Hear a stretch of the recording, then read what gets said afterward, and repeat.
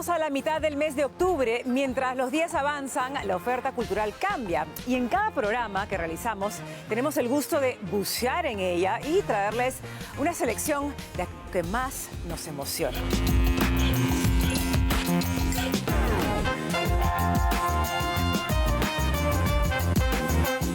Esta semana hemos conversado con el director de cine Josué Méndez, que estrena su tercera película en salas de cine. Hemos explorado la faceta artística del periodista Rafa León, acompañando al colectivo DNS, en una muestra que busca salir de las zonas tradicionales de las galerías de exposición. Y Raúl Cachay viene con las novedades cinematográficas más allá de la cartelera. Y así redondeamos un programa que medirá el pulso de nuestra actualidad cultural. Sean bienvenidas y bienvenidos a Presencia Cultural.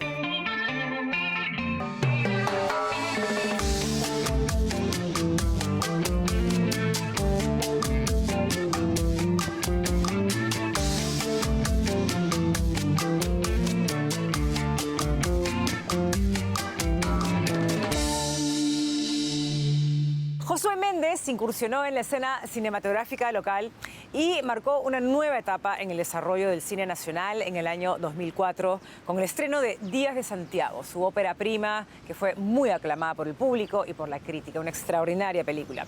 Acaba de estrenar El caso Monroy. Este es su tercer largometraje, es una historia basada en el libro Día de Visita del escritor y periodista peruano Marco Avilés y también en recuerdos de juventud del propio director. A propósito del caso Monroy, tenemos esta interesante conversación con Josué en la que hemos hablado del proceso creativo de la película, de su ausencia prolongada en las pantallas de cine y también algunos detalles de la producción de esa nueva película que ilumina la cartelera. Usted es muy conocido dentro del penal por ofrecer compañía y ayuda a las internas. Asesoría, contactos. Yo puedo acompañarte. Una de las cosas que me llamó la atención de tu película es que, claro, el universo interior de un penal siempre es como muy interesante de registrar, de documentar, para lo que sea, para documentar o ficción.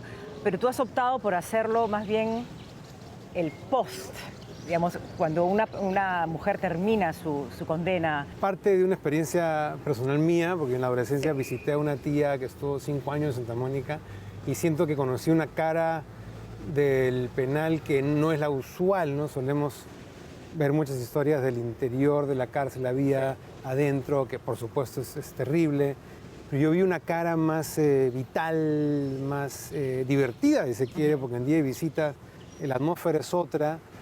Mujeres súper generosas que te regalaban comida, que te contaban anécdotas. Yo me quedé con otra impresión de las personas adentro y que tenían muchos planes, muchos sueños por cumplir al salir.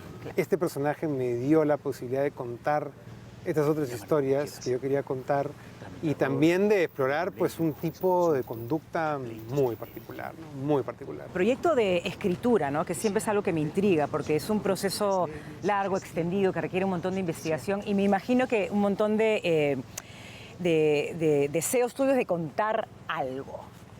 ¿Qué has querido contar? ¿Qué has querido tocar? ¿De qué manera, más allá de la experiencia que has tenido con tu tía que visitabas en el penal, cuál es tu propósito de contar una historia como la de Ronnie Monroy? Bueno, siento que hay varios niveles o capas, ¿no?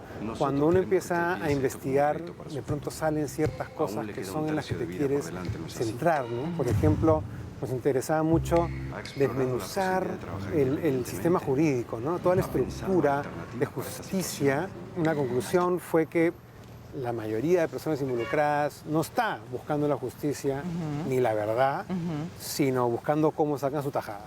En un 99% estamos hablando de hombres. Entonces es un sistema realmente construido por hombres, en donde quienes pagan patos son las personas más vulnerables, que no tienen acceso a una asesoría legal, o quienes el sistema puede hacer lo que les da la gana, que en el caso de la película eran estas chicas extranjeras que caen por cantidades muy, muy pequeñas, que son condenadas de una manera automática, prácticamente sin proceso, 6,8, la condena es 6,8, y se quedan adentro todo el tiempo, y eso es lo que les conviene a toda esa estructura, porque todos sacan su tajada de alguna u otra manera, ¿no? Entonces, eso fue algo que salió en la investigación. Entonces, claro, pues, esto es oro puro, o sea, poder explorar todos estos vacíos legales y por donde se mete alguien. Y Ronnie Monroy es un personaje que de pronto es acogido por ese sistema. Totalmente. Porque el sistema acoge a estas personas que apenas que tienen un poquito de poder, se vuelven cómplices de toda la estructura, ¿no? Sí. Entonces eso es lo que me movía mucho. Y es interesante también el tipo de humor que salta alrededor del personaje de Ronnie Monroy, porque si bien es dramático, es muy reconocible, pero al mismo tiempo hay como un tono de ironía, de cierta comicidad que está muy presente en el personaje que hace Damián. Sí, mi sensación es que otra vez en estos personajes, cuando los conoces, hay en nuestra idiosincrasia una manera de llevar las cosas, ¿no? Que tiene que ver, sí, con una desfachatez. Sí. Las cosas muy abiertas, cómo son las cosas aquí, Sí. ¿no? Pero en las que hay un humor detrás, ¿no? Sí. A veces también un patetismo, ¿no? Que te da risa. Sí. O sea, tú ves a alguien diciendo esas cosas y no puedes más que reírte, ¿no? Claro. Entonces sí, el humor era pieza clave para también transmitir cómo son estas personas, ¿no? Claro. Ese humor negro, ese sarcasmo, esa cachosería, ¿no? O sea, eso es parte de todo este universo también. El trabajo del reparto, ¿no? Sí. Que son estos personajes que podrían decirse, digamos, técnicamente secundarios, pero no lo son para nada, ¿no? Sí. Me gusta mucho cómo has creado esa narrativa, ¿no? Sí, en realidad yo diría que la primera parte de la película efectivamente es Ronnie Monroy, lo conocemos, vemos lo que hace, pero en la segunda parte él cede protagonismo a estas mujeres y contamos sus historias, ¿no? Tal cual. De los problemas en los que han estado, que digamos a raíz de la investigación, las historias que como que había acumulado, sí quería cierta variedad, porque creo que es imposible generalizar. Hay personas que salen de la cárcel y reinciden en el crimen, hay personas que salen dispuestas a retomar vínculos y llevar una vida más tranquila. Muchos nos contaban que tus familiares te visitan los primeros años, después ya no te visitan más, después ya tienen sus vidas y se olvidaron de ti. Este drama de querer retomar ese vínculo me pareció tan potente, tan humano, que también sentí que era algo que había que explorar, ¿no? Por supuesto. Yo le saco a su chica, amiga, novia. ¿Pareja? ¿Es su pareja, Monroy? Sí. Hola. Dado que estamos en plena quincena de octubre y estamos en la temporada en la que los estudios de cine y las plataformas de streaming empiezan a llenar sus parrillas de contenido vinculado al género del horror, la fantasía, la ciencia ficción y géneros afines, queríamos recomendar algunas de las películas más interesantes vinculadas al horror que encontramos en las plataformas. La oferta es abrumadora y ciertamente cada vez es más difícil separar la paja del grano. Entre paja, grano y trigo transcurre la primera recomendación que les quiero dar, la película Pearl de Ty West, que es la segunda entrega de una trilogía que empezó el año pasado con la cinta clásica del subgénero slasher X y que concluirá en el 2024 con Maxine.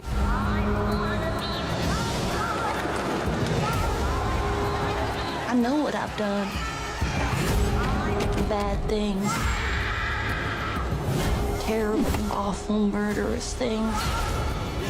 Esta película Pearl, que es protagonizada por la maravillosa actriz británica Mia Goth, que rápidamente se ha convertido en reina indiscutible del género del terror de los últimos años, funciona como una precuela, como una historia de origen para la película anterior, para X, en la que, como recordarán quienes la vieron el año pasado, se cuenta la historia de un equipo de producción que llega pues a una siniestra granja en la que viven una pareja de ancianos igualmente siniestros que no dejan de aterrorizarlos y acosarlos a lo largo de toda la película. En este caso, Pearl cuenta precisamente la historia de uno de estos ancianos. Está ambientada hace casi un siglo, en el año 1918, que además es una época muy particular porque no solo se estaban viviendo los estertores finales de la Primera Guerra Mundial, sino también la pandemia de la gripe española, por lo que no va a ser difícil que muchos de los espectadores se identifiquen con la paranoia frente al contagio de la enfermedad y también, por supuesto, con el uso indiscriminado y masivo de las mascarillas. En En Pearl, Mia Goth vuelve al papel de la anciana que además se convierte, pues, como les dije, en la gran pesadilla de los actores y productores pornos del primer film. Si bien es una cinta bastante estilizada, que quizás no cumple a cabalidad con los códigos propios del cine de terror, tiene una segunda parte en la que cumple perfectamente con entregar todas las dosis de sangre, de gore y de escenas perturbadoras que los aficionados del género van a esperar de una película de este tipo. De hecho, el propio Martin Scorsese, después de verla, dijo que estuvo varias noches sin poder dormir. Esta Pearl de Ty West en HBO Max creo que es el estreno de horror más interesante que ha llegado a las plataformas de streaming en las últimas semanas. The truth is, I'm not really a good person.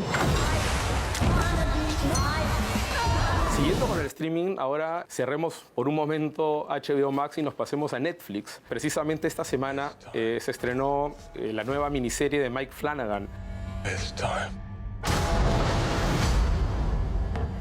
It's time. Mike Flanagan, que algunos lo conocerán mejor por su película Doctor Sueño, que fue su secuela de El Resplandor, nada menos, que probablemente se trate de la película de horror más icónica de la década del 70 junto con El Exorcista. Vuelve a Netflix con una nueva serie, ya estrenó previamente otras producciones que fueron muy celebradas por los aficionados del género, como Misa de Medianoche, La Maldición de la Mansión Hill. En este caso se trata de una adaptación nada menos que de La caída de la casa Usher, de Edgar Allan Poe, que es probablemente uno de sus cuentos más conocidos, más populares, que aparece en la antología de narraciones extraordinarias, que en este caso es trasladada a nuestro tiempo, digamos, a la época contemporánea, y que además cuenta con un reparto muy interesante, con Carla Gugino, que ya ha actuado previamente en otras producciones de Flanagan, y también con nada menos que Luke Skywalker, Mark Hamill, a quien hace muchísimo tiempo que creo que no veíamos en un papel distinto a los que tienen que ver con la saga de la Guerra de las Galaxias. House of Usher. May it rest in peace. Otra producción, en este caso una película que creo que vale la pena ver o revisar en Halloween porque es muy distinta a cualquiera de las otras recomendaciones que puedo hacer aquí, es El Conde, del chileno Pablo Larraín.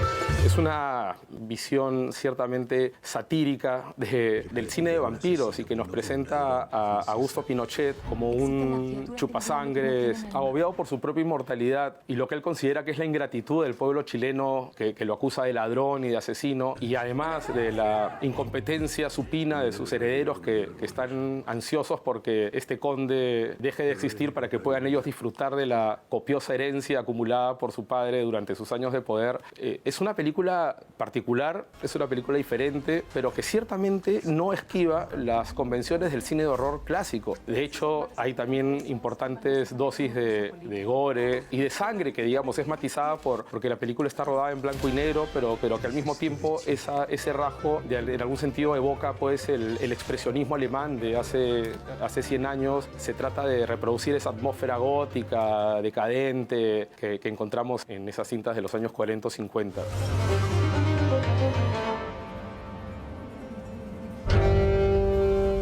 Bueno, y para complementar, digamos, la visión de estas películas de horror que abundan ahora tanto en la sala de cine como sobre todo en las plataformas de streaming, creo que no hay mejor manera de complementar, como dije, el disfrute de estas películas con la lectura de esta colección magnífica de libros dedicados al género del slasher, los zombies, Stephen King, que ha sido responsable de muchos de los libros que han dado origen a algunos de los clásicos más grandes del cine de terror, y por supuesto dos de los directores icónicos y emblemáticos del género, como son John Carpenter y David Lynch. Esta colección y muchos otros libros de cine, pero sobre todo de artes escénicas, pueden encontrar en la librería Mierda del Lince, que tiene una colección realmente increíble.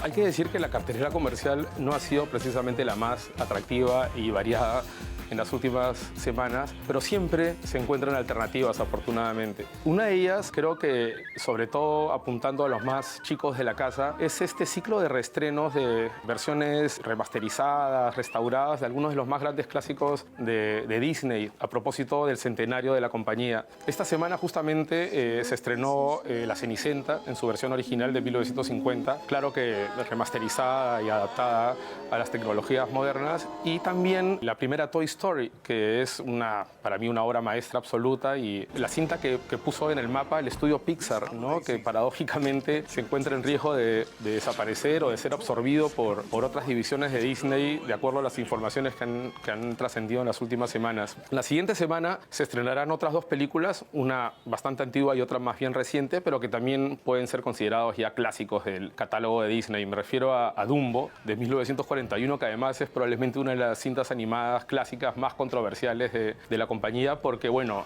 recordemos que fue estrenada en medio del conflicto de la Segunda Guerra Mundial y, por lo tanto, tiene algunos elementos que conviene abordar o entender, digamos, con la perspectiva del paso del tiempo, ¿no? Hay que recordar también que Disney, como todos los demás estudios cinematográficos durante la Segunda Guerra Mundial, se alinearon perfectamente con el frente aliado y dentro de sus películas contrabandearon, introdujeron elementos no de ideología, sino más bien en contra del enemigo alemán, como seguramente podrán verse, insisto, con la perspectiva del paso del tiempo en este Dumbo, que es una versión restaurada, remasterizada, y que seguramente nunca antes la hemos visto así. La otra película que se estrena esta semana es Frozen, la próxima semana, perdón, es Frozen, que es quizás el último gran éxito taquillero de la animación Disney. Quizás sea la oportunidad para que los más pequeños, que no tuvieron la oportunidad de verla en su momento en pantalla grande, puedan hacerlo junto con sus padres. ¡No siento mis piernas! ¡No siento mis piernas!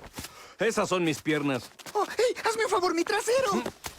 Los más grandes también, afortunadamente, tienen una alternativa para ir al cine. Me refiero al Festival Lima Alterna, que en su cuarta edición, que va hasta el 22 de octubre y empezó ahora el 13, presentará una selección de películas independientes, cine de autor, cine experimental, cortometrajes, etcétera. Realmente atractiva, realmente diversa y sobre todo de películas que en algunos casos fueron estrenadas originalmente en festivales como los de Locarno, de Rotterdam o incluso de Berlín, que de otra manera estoy convencido de que jamás llegarían a nuestras salas. El festival se va a desarrollar en 12 sedes, y no solo en Lima, sino en otras ciudades del Perú, Trujillo, como Lambayeque, Hilo y Arequipa. Como ya dije, en esta cuarta edición creo que presenta su programación más atractiva, más abundante también, porque hay muchísimo que ver, y por eso sugiero que cotejen la programación en la página web oficial de Lima Alterna o en sus redes sociales.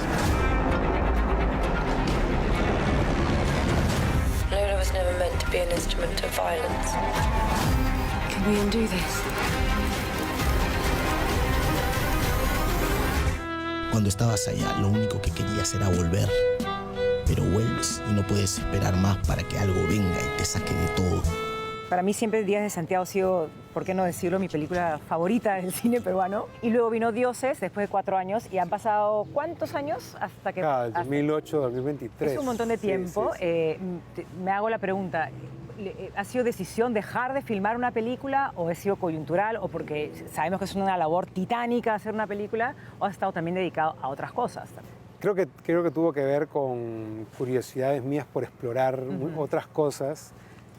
Claro, lo que ocurrió en mi carrera es que me volví conocido, director de cine, ¿no? Pero inicialmente a mí siempre me gustaron otras cosas también.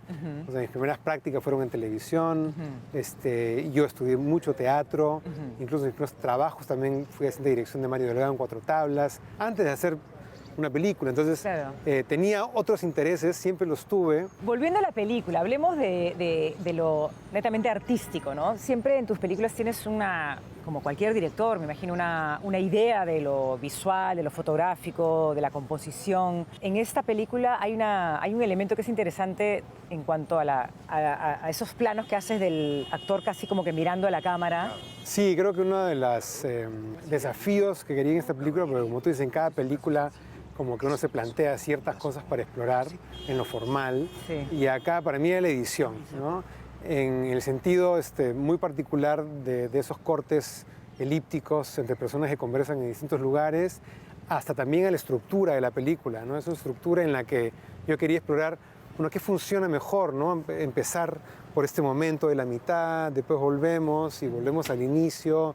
La segunda parte, las escenas tienen un orden que fuimos encontrando, es decir, no estaba escrita así, ¿no? ¿Y qué pasaba cuando nos cambiabas de orden? Es decir, en esta película, la exploración formal fue en la edición. Y la música me pareció bien interesante. Sí, uno de los elementos creativos que trajo la coproducción fue a Sami Buchela, un compositor argentino súper interesante.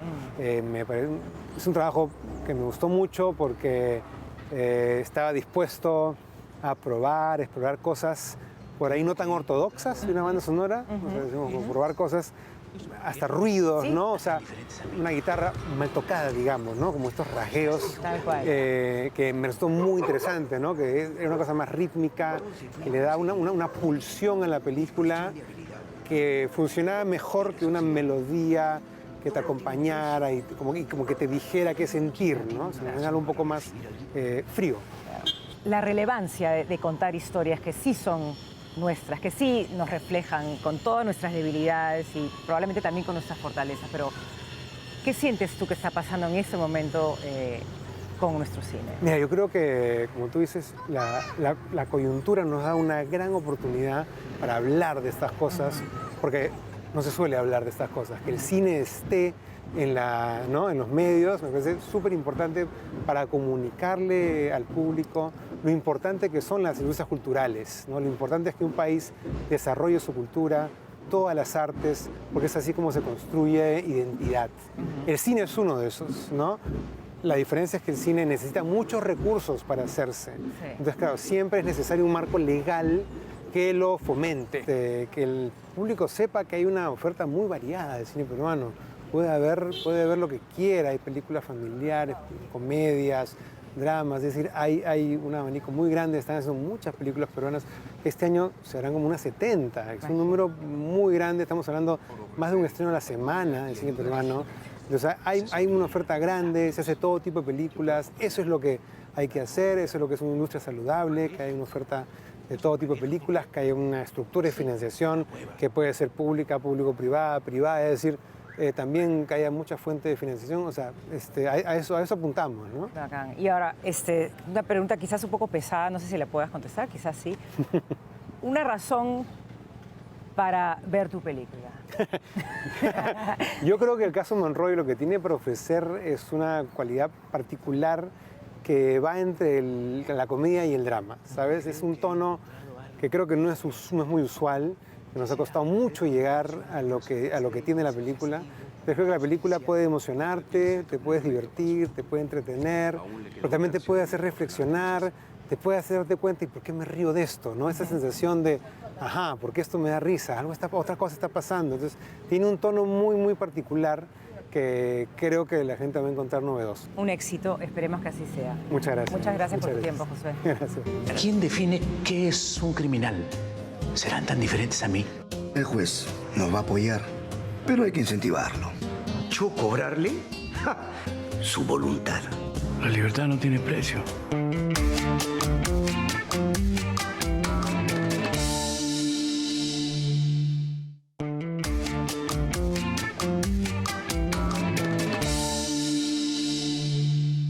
Empezábamos la conversación hablando sobre tu edad, has hablado mucho de los 70s y tal, y ¿sientes que estás en un momento, en un buen momento en tu vida?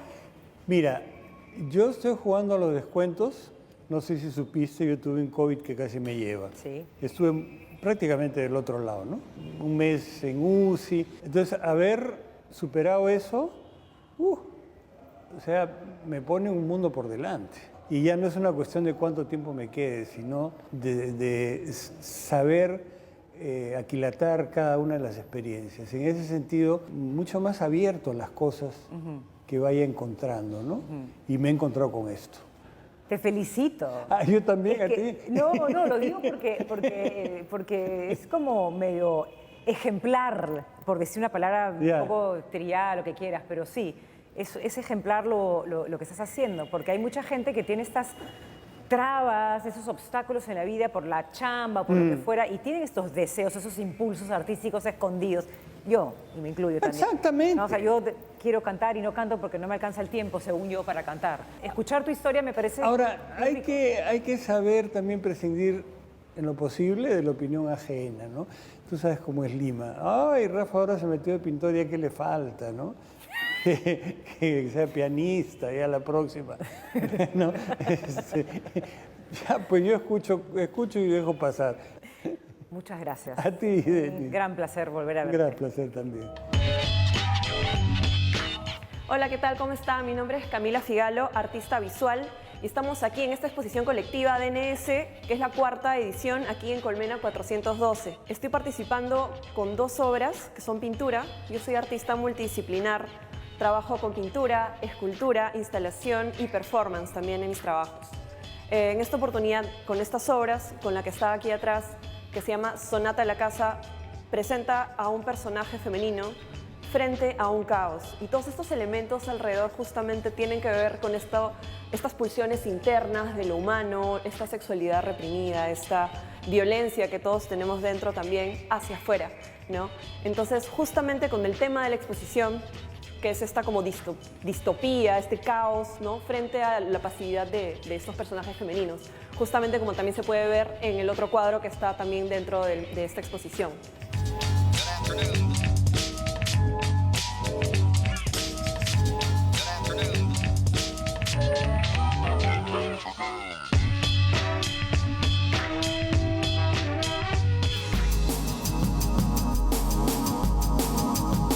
Mi interés por los archivos fotográficos nace cuando comencé a trabajar en el diario El Comercio. Ahí conocí lo que era un archivo. Ahí fui conociendo lo que eran negativos, lo que eran las transparencias, además que ahí hay millones de fotografías. Creo que era un buen lugar para aprender. Pero remontándome a mi infancia, yo tuve bastante acceso a fotografías de mi familia, sobre todo materna, porque mi abuela, Rosa, era como la archivera de la familia. Ella fue una profesora huanuqueña. Siempre se encargó de guardar esas fotografías que conservaba de sus padres, de sus hermanas, y luego cuando formó su familia y bueno, tuvo sus hijos y hasta llegar a mí, que soy su nieta. Empecé a realizar talleres presenciales este año en enero. La idea de los talleres es acercar el conocimiento de la conservación fotográfica al público, a las familias. Sacar esta ciencia, porque la conservación al final de cuentas es una ciencia muy joven. La fotografía tiene más de 180 años de existencia y la ciencia de conservación recién comienza a ejecutarse en los años 70. Y es algo que ha estado, digamos, muy guardado en museos, en archivos institucionales. Y ahora, con estos talleres, lo que yo busco es acercar a la gente, a las nietas, nietos, abuelas, abuelos, para que puedan conservar sus fotografías. Los archivos familiares tienen mucho que aportar a la memoria colectiva. Hay demasiadas emociones en torno a ellas. Los talleres tratan no solo de aprender técnicas como lo que son la limpieza mecánica o qué brochas usar, sino también es acercarnos a aquella memoria que tenemos guardada en casa. Ya vengo realizando unas 4 ediciones de este taller en forma presencial y la acogida ha sido muy buena y muy interesante. He tenido bastantes experiencias emocionantes, si se puede decir, alumnas que han traído sus fotografías en maletas y sacaban álbumes. Y entre esas fotografías, por ejemplo, habían imágenes del estudio Curret, de los hermanos Vargas de Arequipa, y estas personas no sabían lo que tenían en casa, ¿no? Y era como que pedían un poco el permiso mío para poder eliminar esa foto, ¿no? Entonces, cuando empiezan a conocer cuál es la historia detrás de esa fotografía y pensamos más allá de que si conozco o no a la persona que sale ahí, por más que sea mi antepasado, empiezo a valorar y también a querer cuidar. De eso se trata el taller, de reconocer lo que tengo en casa, cuidarlo, reconciliarme tal vez con mi pasado para enriquecer mi presente y para dejar este legado a futuras generaciones. Los talleres están abiertos al público en general. Básicamente la mayoría de personas que vienen son mujeres. Sí hay algunos, caballeros que han venido al taller, pero la mayoría son mujeres y que, como les digo, traen sus álbumes, sus fotografías en bolsas, en cajitas, y en el taller empiezan a intercambiar experiencias entre ellas y como que se va enriqueciendo la charla, más allá de ser, digamos, alguien que esté impartiendo un conocimiento técnico. Tenemos una suma de experiencias, de historias familiares e incluso vamos aportando conocimientos de lugares que tal vez no se conocían en las fotos. Y son completamente prácticos, no se necesita experiencia previa. Siempre digo que el único requisito es tener tus fotografías, traer tus fotografías o tus álbumes, porque vamos a trabajar acá y vamos a resolver los problemas que puedan tener esas fotos.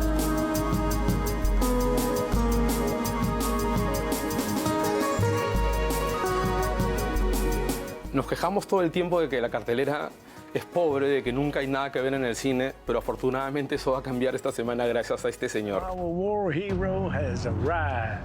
You made a good choice coming back here. Osage are the finest, wealthiest, and most beautiful people on God's earth. They outsmarted everybody. They have the say. Who gets the oil? Son, I got a question. You like women? That's my weakness. Los Asesinos de la Luna, la nueva película, el nuevo largometraje de ficción de Martin Scorsese llega esta semana a nuestros cines. A ver, no exagero al decir que es probablemente el estreno comercial más esperado de todo el año, no solo por lo que representa Scorsese, sino también porque, como dije hace un rato, este ha sido un año especialmente pobre en cuanto a estrenos comerciales de verdadero interés y valor. I was sent down from Washington, D.C. to see about these murders. We have so many deaths we've lost count. It's just bad luck. Seems more like an epidemic than bad luck to me. Muchos pensarán que el antecedente inmediato a Los Asesinos de la Luna, película además protagonizada por un Leonardo DiCaprio que según las críticas de quienes ya vieron el film en el Festival de Cannes entrega probablemente la mejor actuación de toda su carrera, y por Robert De Niro, Jesse Plemons, en fin, un reparto formidable como es costumbre en las cintas de Scorsese. Su antecedente inmediato no es El Irlandés, aquella película fantástica que devolvió al Scorsese explorador de los bajos fondos neoyorquinos y de las dinámicas de la mafia en la ciudad, que creo que fue una de las grandes películas de aquel año y una de las obras maestras tardías de Scorsese. Pero entre El Irlandés, que es del 2019, y esta, Los Asesinos de la Luna, Scorsese estrenó otra película, dirigió otra película que creo que es muy poco conocida y que vale la pena también ver y disfrutar, que se llama Personality Crisis.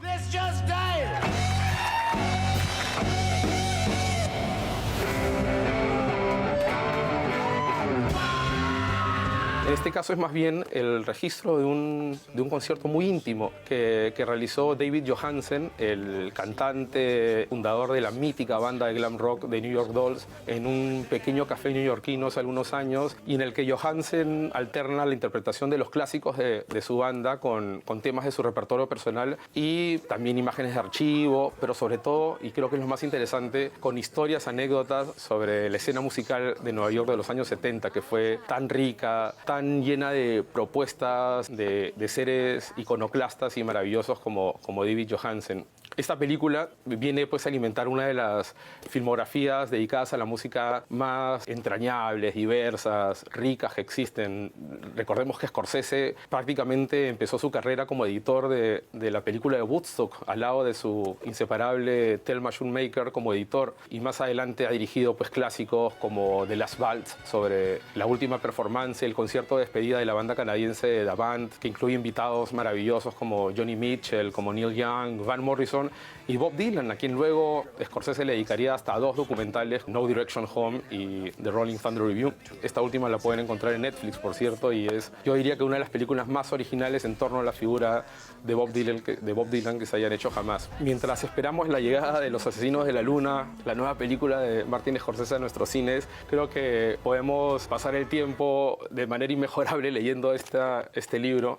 Scorsese por Scorsese, que forma parte de una colección de realizadores imprescindibles en sus propias palabras, ya sea a través de entrevistas, testimonios, ensayos, etcétera, que la encuentran aquí en la librería Mierda del INSE, junto con publicaciones dedicadas a Cronenberg, a Pasolini y a otros grandes directores del cine contemporáneo. Y bueno, sobre Los Asesinos de la Luna seguramente hablaremos largo y tendido en el próximo programa porque, como dije, es el estreno más esperado del año y merece que le dediquemos un buen espacio. Don't do something you're going to regret for the rest of your life.